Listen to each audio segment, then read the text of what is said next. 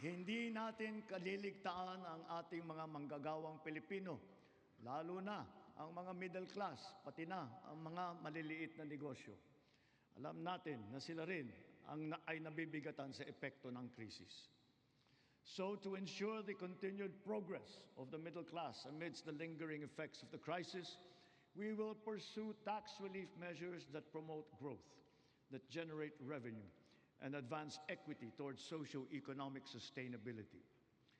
Kaya bilang natatanging proteksyon sa kanila at para mas mapakinabangan nila ang pinaghirapan nilang kita, nananawagan ako sa Kongreso upang maipasa ang batas na magbibigay ng bahagyang ginhawa para sa ating bayaring buwis.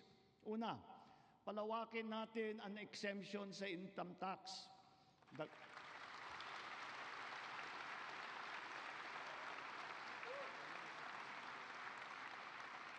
Dagdagan natin ang mga manggagawang malilibre sa buwis sa kanilang kita. Isasama na natin ang mga kumikita ng hindi lalagpas sa 350,000 pesos kada taon.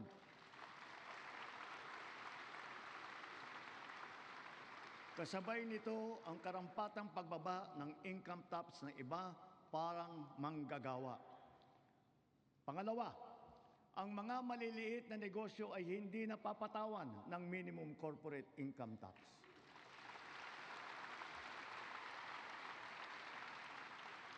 Pangatlo, para mapanatag ang loob ng taong bayan ang pagbigay ng amnesty para sa mga hindi nabayarang buwis tulad ng income tax, estate at donors tax at value-added tax